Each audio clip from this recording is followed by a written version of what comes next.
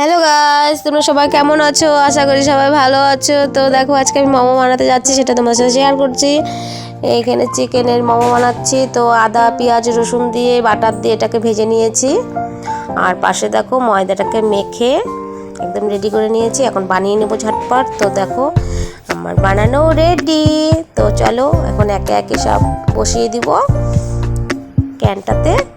আর এই পাশে তো গরম জল বসানো হয়ে গেছে, তো গরম জল ফুটেও গেছে। চলো ঝটপট এগুলিকে একে একে করে সব দিয়ে নিই। তো দেখো সব দিয়ে নিয়েছি এর মধ্যে। তো চলো ঘরে যাবো। তা দেখো জলটা ফুটে গেছে, এর মধ্যে বসিয়ে দিব। তা 15 মিনিটের মধ্যে সিদ্ধ করতে হবে এটাকে, গ্যাসটাকে মিডিয়াম রেখে। তো 15 মিনিট হয়ে গেছে। তো এখন আমি তুলে নিচ্ছি ঢাকনাটা। দেখো মোমো রেডি, একদম ফুলে গেছে প্রত্যেকটা মোমোটাকে। এখন আর একটু ঢেকে দিব গ্যাসটা একদম বন্ধ করে। তারপরে আমি একে একে 2 প্লেটে বেড়ে নেব।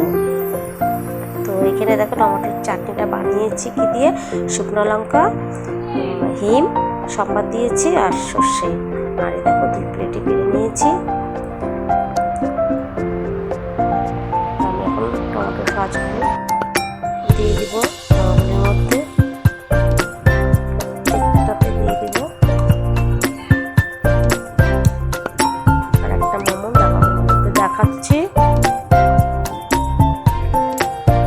খুব সুন্দর সিদ্ধ হয়েছে, দেখতে বোঝা যাচ্ছে। দেখো